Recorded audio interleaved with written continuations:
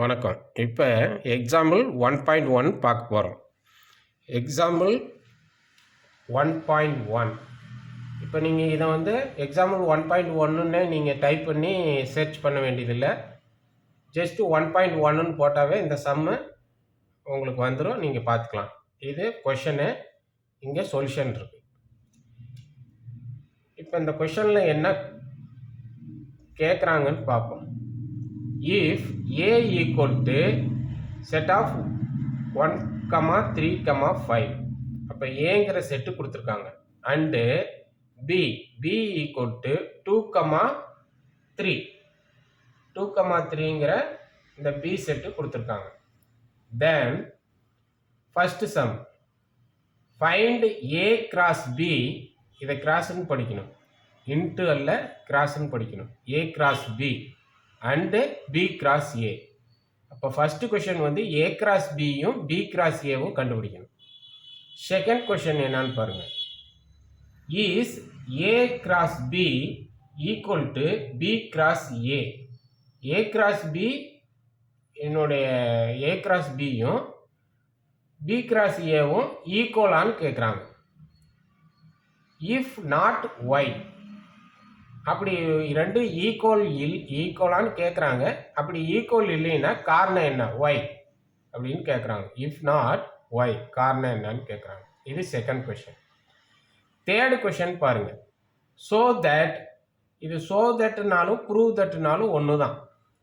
So that N of A cross B equal to N of B cross A equal to N of a into N of B அப்படின்னு proof பண்ண சொல்கிறாங்க. இப்போ நான் இங்கே படித்தப்போ உங்களுக்கு ஒரு டவுட் வந்திருக்கணும், அல்லது தப்பாக கூட நீங்கள் படிப்பீங்க. இந்த இடத்துக்கு கிராஸ்ன்னு படிக்கக்கூடாது, n of A into N of பின்னு படிக்கணும்.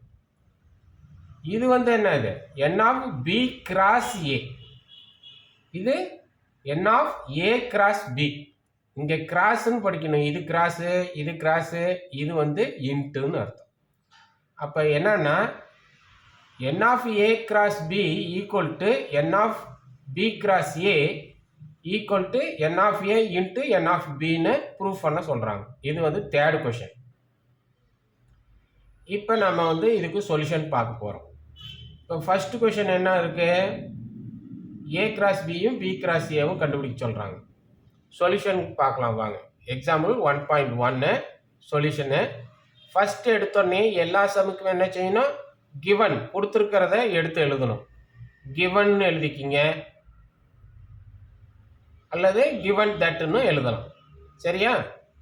சரி, கிவன் அப்படின்னு எழுதிட்டு இதில் என்ன கொடுத்துருக்காங்கன்னு பாருங்க. இங்கே பாருங்க, ஏ ஈக்குவல் டு 1, 3, 5ன்னு கொடுத்துருக்காங்க. அப்போ அந்த செட்டை எழுதிக்கணும். ஏ ஈக்குவல் டு 1, 3, 5 அந்த செட்டை எழுதிக்கிட்டோம். அடுத்தது என்ன கொடுத்துருக்காங்க, பி செட்டு கொடுத்துருக்காங்க. பி ஈக்குவல் டு 2, 3ன்னு. அப்போ பி ஈக்குவல் டு 2, 3 அப்படின்னு எழுதிக்கணும். அப்போ இதுதான் கிவன். ஏவும் பியும் கொடுத்துருக்காங்க, அதை எழுதிக்கிறோம். சரியா? எழுதிட்டு இப்போ இந்த ஃபர்ஸ்ட் கொஷனில் பாருங்கள், ஏ கிராஸ் பியும் பி கிராஸ் ஏவும் கண்டுபிடிக்க சொல்கிறாங்க. Find A cross B and B cross A. இப்போ ஏ கிராஸ் பி ஃபர்ஸ்ட் கண்டுபிடிக்கலாம், அப்புறம் பி கிராஸ் ஏ கண்டுபிடிக்கலாம்.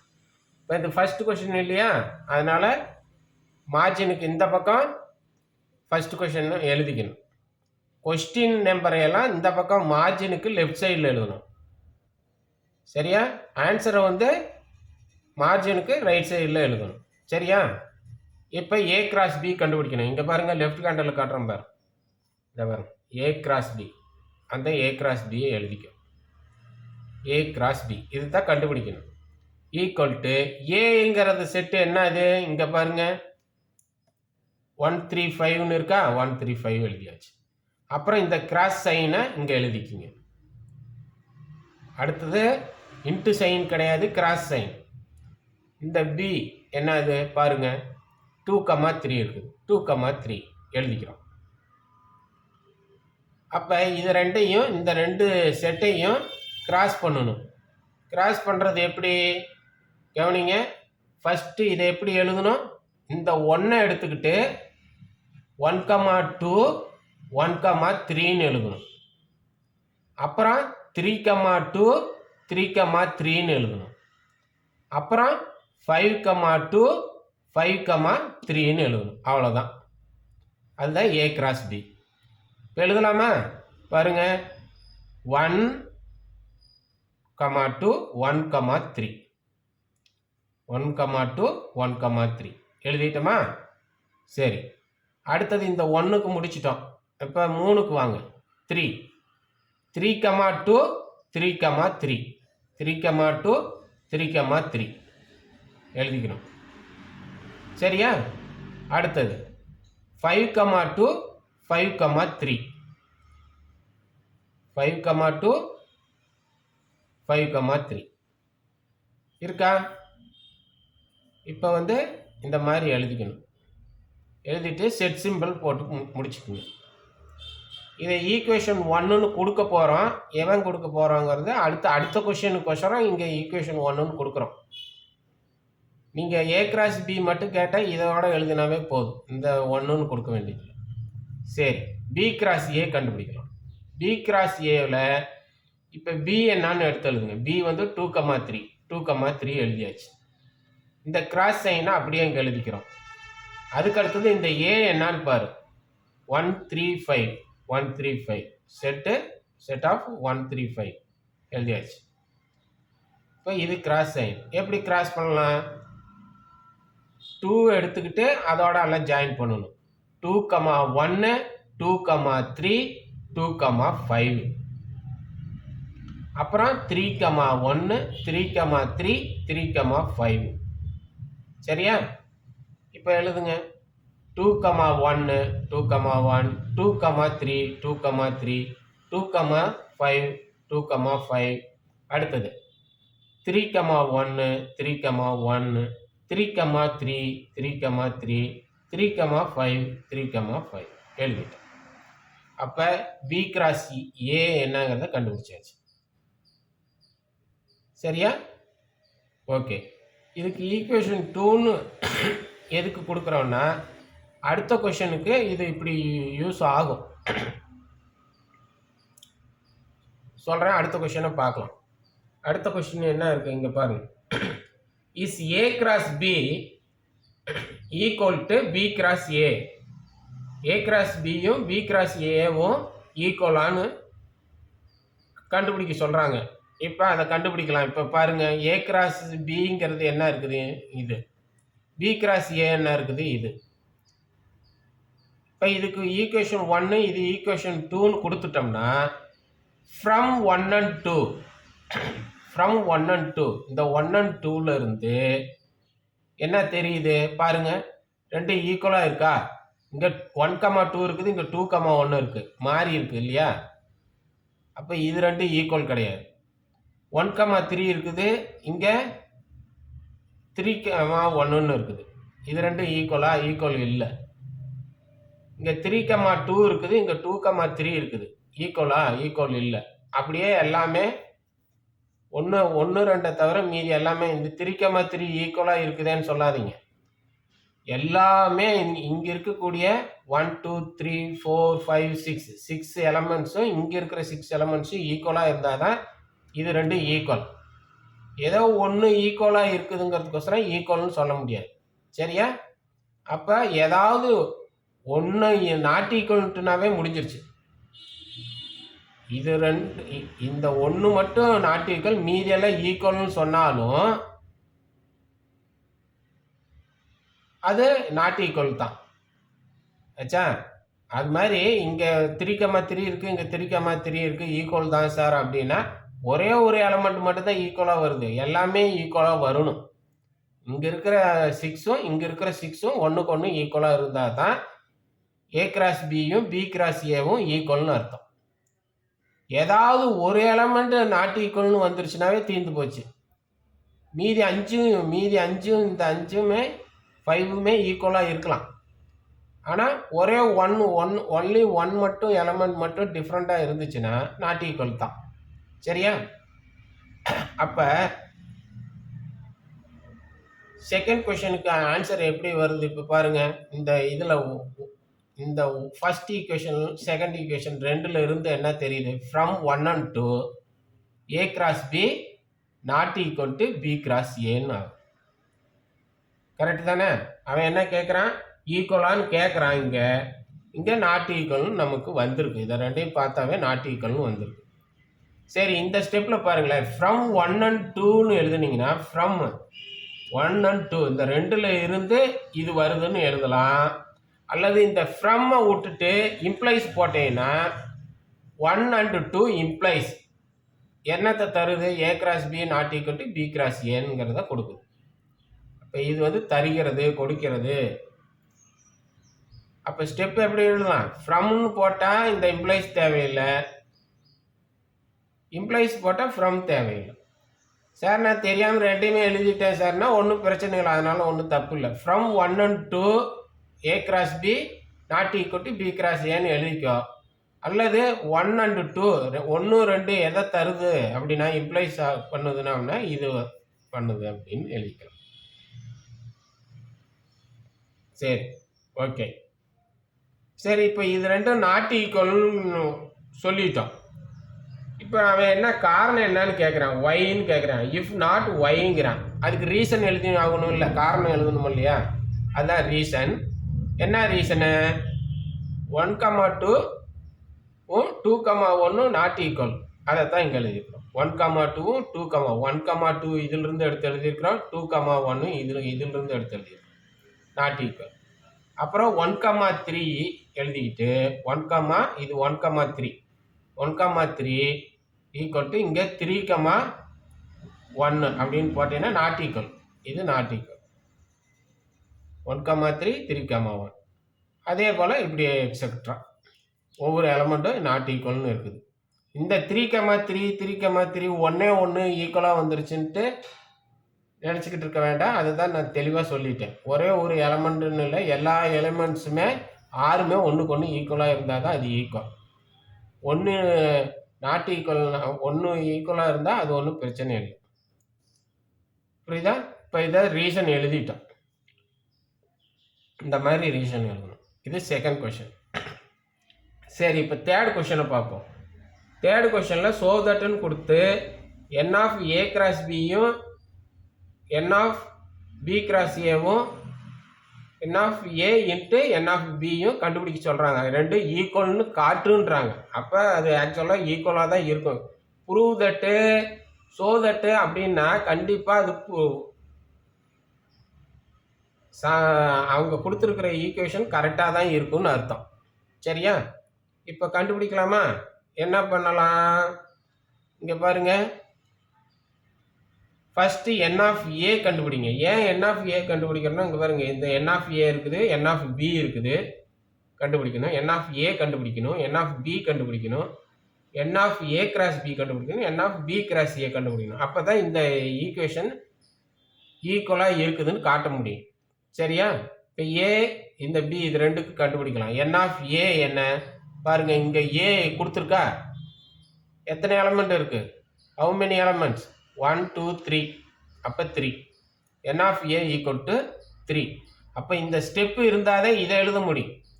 ஏ equal to 1,3,5 n of A equal to 3. அப்போ இது 3ன்னு கண்டுபிடிச்சிட்டோம். கவுண்ட் பண்ணணும் 1 2 3. அதே போல் என் ஆஃப் பி என்னது? 2,3. கவுண்ட் பண்ணி பாருங்கள். 1 2 1 2. அப்போ 2. Number of B equal to 2ன்னு ஆயிடுச்சு. இப்போ number of A cross B கண்டுபிடிக்க போகிறோம். Number of A cross B equal to number of A cross B. A cross B இங்கே இருக்குது, இங்கே கண்டுபிடிச்சது இருக்குது இல்லையா? இதிலேருந்து பாருங்கள், கவுண்ட் பண்ணி பாருங்கள். 1 2 3 4 5 6. அப்போ 6ன்னு எழுதிக்கணும். N of A cross B equal to 6. அடுத்தது n of B cross A கண்டுபிடிக்கணும். என் ஆஃப் பி கிராஸ் ஏங்கிற கண்டுபிடிக்கணும்னா இங்கே பி கிராஸ் ஏ இங்கே இருக்குது பாரு, கண்டுபிடிச்சிருக்குமா? இதில் எண்ணி பாருங்க. 1 2 3 4 5 6. இப்போ 6 எலமெண்ட்ஸ் இருக்கா? அப்போ 6. இப்போ இந்த 4மே கண்டுபிடிச்சிட்டோம். நமக்கு வந்து இந்த 4 தான் தேவைப்படுது. இது, இது, இது, இது. அதை கண்டுபிடிச்சிட்டோம். இப்போ இந்த n ஆஃப் a கிராஸ் பிங்கிறது 6ன்னு வந்திருக்குது. n ஆஃப் a கிராஸ் பிங்கிறது 6ன்னு வந்திருக்குது. இருக்கா? n of b cross a 6ன்னு வந்திருக்கு.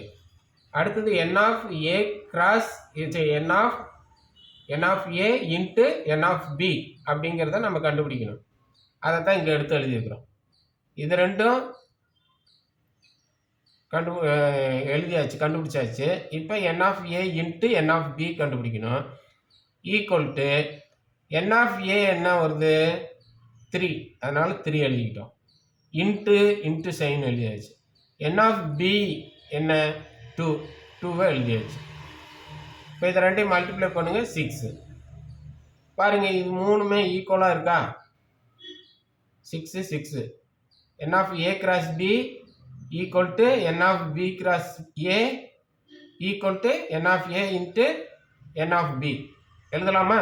therefore இந்த n of a cross b, n of b cross a, n of a into n of b எழுதிக்கிட்டோம்.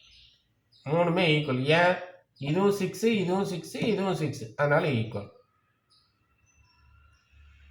ஆக இந்த மாதிரி இதை வந்து ப்ரூஃப் பண்ணிட்டோம். சரியா? இதுதான் தேர்ட் கொஷின். தேர்ட் கொஷினுக்கு உண்டான சொல்யூஷன். That's all. இப்போ உங்களுக்கு ஒரு டவுட் வரும், ஒரு சில டவுட்டுகள் வரும். அந்த டவுட்டுகளை என்ன டவுட் வரும் அப்படிங்கிறத இப்போ நானே சொல்கிறேன், கவனிங்க. சரி, இந்த கொஸ்டினை எப்படி சார் எக்ஸாமுக்கு கேட்பாங்க? இப்படி இருக்குதே 1 2 3 1 2 3 கொடுத்துருக்காங்களே அப்படின்னு கேட்டால், இந்த 3 கொஷனையுமே கொடுத்து 5 மார்க்கில் கேட்கலாம். அப்படியே இந்த ஃபுல் கொஷனையும் கொடுத்து கேட்டாங்கன்னா, 5 மார்க்கில் கேட்டாங்கன்னா நீங்கள் இதே மாதிரி சொல்யூஷன் எழுதணும். சரியா? ஓகே. சப்போஸ் என்ன செய்வாங்கன்னா, இந்த ஃபஸ்ட்டு கொஷினை மட்டும் கேட்கலாம்.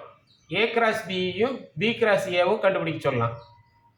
அப்போ A cross B, B cross A மட்டும் கண்டுபிடிக்க சொன்னால் என்ன செய்யணும்? அதுக்கு எவ்வளோ மார்க் கொடுப்பாங்கன்னா 2 மார்க்ஸ் கொடுப்பாங்க. 2 மார்க்ஸ் தருவாங்க. சப்போஸ் ஏ கிராஸ் பியை மட்டும் கண்டுபிடிக்க சொல்லலாம், பி கிராஸ் ஏவை மட்டும் கண்டுபிடிக்க சொல்லலாம், அல்லது ரெண்டையும் கண்டுபிடிக்க சொல்லலாம். எதாக இருந்தாலும் இதுக்கு 2 மார்க்ஸ் கொடுப்பாங்க. அப்போ அதுக்கு எப்படி சார் இந்த ஒரு கொஷினை மட்டும் கேட்டால் எப்படி சார் எதை சார் இதில் எழுதுறது அப்படின்னா, இதை பாருங்க, இப்போ மறைச்சிருக்கிற பகுதியை விட்டுட்டு மீதியெல்லாம் எழுதணும். இதிலிருந்து இது வரைக்கும் எழுதுனீங்கன்னா அது ஃபஸ்ட்டு கொஷின். ஏன்னா ஏ கிராஸ் பியும் பி கிராஸ் ஏவும் கண்டுபிடிச்சிட்டோம், அதோட விட்டுணும். இந்த ஈக்குவேஷன் 1 2 கொடுக்கக்கூடாது. சரியா? ஓகே. அடுத்தது செகண்ட் கொஷினை கேட்டிருக்காங்க சார். செகண்ட் கொஷின் கேட்டிருக்காங்க, ஃபர்ஸ்ட் கொஷினை கேட்கல, செகண்ட் கொஷினை கேட்டிருக்காங்க அப்படின்னா அதுவும் 2 மார்க்கில் வரலாம், அல்லது 5 மார்க்கில் வரலாம். அது அவங்களுடைய கொஷின் எடுக்கிறவங்கள பொறுத்து. சரி, இப்போ இந்த செகண்ட் கொஷின் கொடுத்தா அதுக்கு எப்படி சார் சொல்யூஷன் எவ்வளோ சார் எழுதணும் இதில் அப்படின்னா, இந்த மாதிரி இதை விட்டுருங்க. இதிலிருந்து இது வரைக்கும் எழுதணும். அந்த செகண்ட் கொஷனுக்கு இதிலிருந்து இது வரைக்கும் எழுதணும். ஏன் அப்படின்னு சொன்னால், ஏவை எழுதணும், பி எழுதணும், A cross B, B cross A இதெல்லாம் எழுதிட்டு இந்த மாதிரி ஈக்குவேஷன் 1 2 எழுதணும். எழுதிட்டு நான் சொன்ன மாதிரி ஃப்ரம் 1 and 2 இதை எழுதலாம், அல்லது 1 and 2 இம்ப்ளைஸ்ன்னு எழுதலாம், அல்லது நான் ஃப்ரம்மும் போட்டுக்கிட்டேன் இம்ப்ளைஸும் போட்டுக்கிட்டேன்னா சரி ஓடு, அதனால் ஒன்றும் தப்பு இல்லை. எழுதிட்டு ரீசனையும் எழுதிடணும். இதிலிருந்து இது வரைக்கும் எழுதணும் செகண்ட் கொஷனுக்கு. சரி, இப்போ சார் தேர்ட் கொஷின் கேட்டாங்கன்னா எப்படி சார் எழுதுறது? ஸோ தட் அப்படின்ட்டு, ப்ரூவ் தட், ஸோ தட்டுன்ட்டு இப்படி கொடுத்துட்டானா என்ன பண்ணுறது? அது வந்து 5 மார்க்கில் கேட்கலாம். 5 மார்க்கில் அவன் கேட்டானா எப்படி எழுதணும்? எந்த சொல்யூஷனை சார் எழுதுறது? இந்த சொல்யூஷனில் எதை எழுதுறது, எதை விட்டுறலான்னா இதை விட்டுறலாம். இந்த செகண்டுக்கு உண்டான பார்ட்டை விட்டுறலாம். செகண்ட் பார்ட்டை விட்டுடலாம். விட்டுட்டு ஏ பி எழுதி ஆகணும், ஏ கிராஸ் பி எழுதி ஆகணும், பி கிராஸ் ஏ எழுதி ஆகணும். இது ரெண்டையும் எழுதிடணும். இந்த ஈக்குவேஷன் 1 2ன்னு கொடுக்க வேண்டியது இல்லை.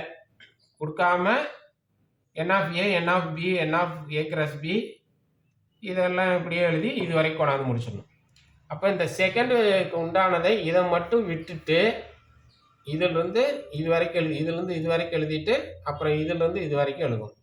இதுதான் தேர்டு கொஷனுக்கு உண்டான சொல்யூஷன் எழுதக்கூடிய முறை. சரிங்களா?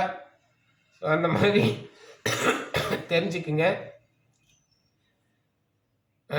எக்ஸாமில் வந்து எப்படி கொஷினை கேட்குறாங்களோ கண்டிப்பாக புக்குக்குள்ளே இருந்து தான் கேட்பாங்க கொஸ்டின். வேறு நம்பர் கொடுக்க மாட்டாங்க. இந்த புத்தகத்தில் இருக்கிறது ஒன்று எக்ஸாம்பிள் சம்மாக இருக்கும் அல்லது எக்ஸசைஸ் சம்மாக இருக்கும். இதே தான் அப்படியே வரும். என்னென்னா பார்ட்டு எதை கேட்குறாங்கன்னு தெரியாது. நீங்கள் அதுக்கு தகுந்த மாதிரி இப்போ நான் சொன்ன மாதிரி நீங்கள் என்ன செய்யணும், இந்த சொல்யூஷனை எழுதுனா போதும். சரியா? Okay, that's all. வச்சிட்றேன்.